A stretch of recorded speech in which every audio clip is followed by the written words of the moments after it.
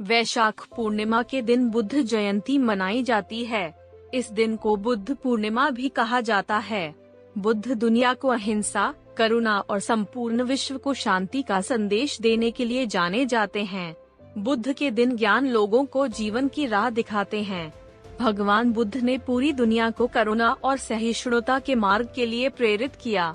गौतम बुद्ध का कहना था कि हर पुरुष की 4 पत्नियां होनी चाहिए। इसके पीछे एक दिलचस्प कहानी है। बुद्ध के प्रारंभिक उपदेश वाले 32 आगम सूत्रों में से एक में इस कहानी का जिक्र है। एक आदमी की 4 पत्नियां थीं। प्राचीन भारत की सामाजिक व्यवस्था ऐसी थी जहां एक पुरुष कई पत्नियां रख सकता था। समय बीतने पर वो व्यक्ति बीमार पड़ गया और उसे अपनी मौत करीब दिखने लगी। जीवन के अंत में वो बहुत अकेलापन महसूस करने लगा। उसने अपनी पहली पत्नी को बुलाया और उसे अपने साथ दूसरी दुनिया में चलने के लिए कहा। व्यक्ति ने कहा, मेरी प्यारी पत्नी, मैंने तुम्हें दिन रात प्यार किया, जीवन भर तुम्हारा ख्याल रखा।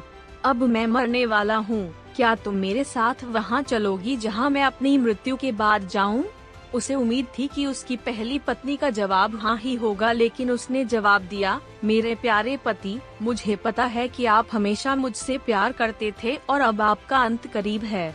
ऐसे में अब आपसे अलग होने का समय आ गया है। अलविदा मेरे प्रिय। इसके बाद बीमार पुरुष ने अपनी दूसरी पत्नी को बिस्तर के पास बुलाया और मौत के बाद के सफर पर साथ चलने की विनती की। उसने कहा, मेरी प्यारी दूसरी पत्नी, तुम जानती हो कि मैंने तुम्हें कितना प्यार किया है। कभी कभी मुझे डर लगता था कि तुम मुझे छोड़ दोगी, लेकिन मैंने तुम्हें दृढ़ता से थामे रखा। मेरी प्रिय, मेरे साथ दूसरे सफर पर चलो। दूसरी पत्नी ने जवाब दिया, प्रिय पति, आपकी पहली पत्नी ने आपकी मृत्यु के बाद आपका साथ देने से इनकार कर दिया, तो फिर मैं भला आपके साथ कैसे जा सकती हूँ? आपने मुझे केवल अपने स्वार्थ के लिए प्यार किया है। मृत्युशैया पर लेटे हुए पुरुष ने अपनी तीसरी पत्नी को बुलाया और उसे भी अपने साथ चलने को कहा। तीसरी पत्नी ने आंखों में आंसू भरकर उत्तर दिया, मेरे प्रिय, मुझे आप पर दया आ रही है और अपने लिए दुख हो रहा है, इसलिए मैं अंतिम संस्कार तक आपके साथ रहूंगी। इस तरह तीसरी पत्नी ने भी उसके साथ चलने से इनकार कर दिया। जब तीनों पत्नियों ने उसकी मृत्यु के बाद उसका अनुसरण करने से इनकार कर दिया, तब उसे याद आया कि उसकी एक और पत्नी और है, उसकी चौथी पत्नी, जिसकी उसने ज्यादा परवाह नहीं की थी। चौथी पत्नी के साथ उसने हमेशा एक दासी की तरह व्यवहार किया था और हमेशा उसे दुत्कारा था। पुरुष ने सोचा कि अगर वह अब उससे अंतिम सफर पर साथ चलने को कहता है तो वो निश्चित रूप से मना कर देगी। हालांकि वो इतना ज्यादा डरा हुआ था और अकेलापन महसूस कर रहा था कि उसने अपनी चौथी पत्नी से भी दूसरी दुनिया में साथ चलने की गुजारिश की। चौथी पत्नी ने अपने पति के अनुरोध को तुरंत स्वीकार कर लिया। पति के अनुरोध करने पर चौथी पत्नी ने कहा, मेरे प्यारे पति, मैं तुम्हारे साथ जाऊंगी। कुछ भी हो, मैं हमेशा आपके साथ रहने के लिए दृढ़ संकल्पित हूँ। मैं आपसे कभी अलग नहीं हो सकती। यह कहानी है एक आदमी और उसकी 4 पत्नियों की। गौतम बुद्ध ने अपनी कहानी समाप्त करते हुए कहा, प्रत्येक पुरुष और महिला की 4 पत्नियां या पति होते हैं और हर एक का खास मतलब होता है। पहली पत्नी या साथी हमारा शरीर होता है, जिसे हम दिन रात प्यार करते हैं।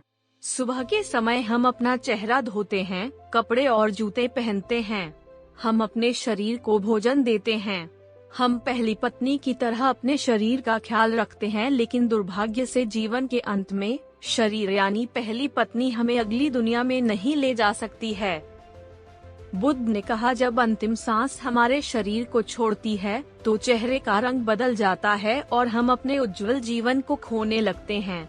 हमारे प्रियजन इकट्ठा होकर विलाप कर सकते हैं, लेकिन इसका कोई फायदा नहीं होता है। ऐसे समय में शरीर को अंतिम संस्कार के लिए एक खुले मैदान में रख दिया जाता है और सिर्फ सफेद राख बच जाती है। यह हमारे शरीर का गंतव्य है। दूसरी पत्नी हमारे भाग्य, भौतिक चीजों, धन, संपत्ति, प्रसिद्धि, पद और नौकरी को दर्शाती है। हम इन सभी भौतिक चीजों से काफी जुड़ाव महसूस करते हैं, जिसे पाने के लिए हमने कड़ी मेहनत की है। हम इन चीजों को खोने से डरते हैं और बहुत कुछ पाने की इच्छा रखते हैं, लेकिन इनकी कोई सीमा नहीं है।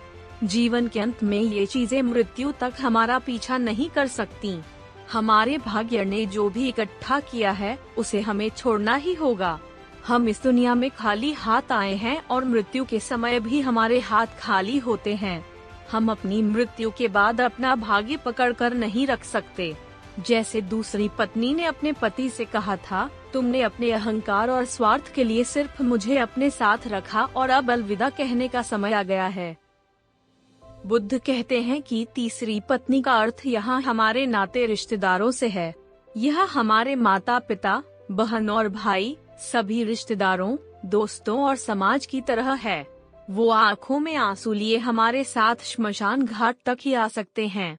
वो हमारे लिए दुखी और उदास रहते हैं। इसलिए हम अपने शरीर, भाग्य और समाज पर निर्भर नहीं रह सकते।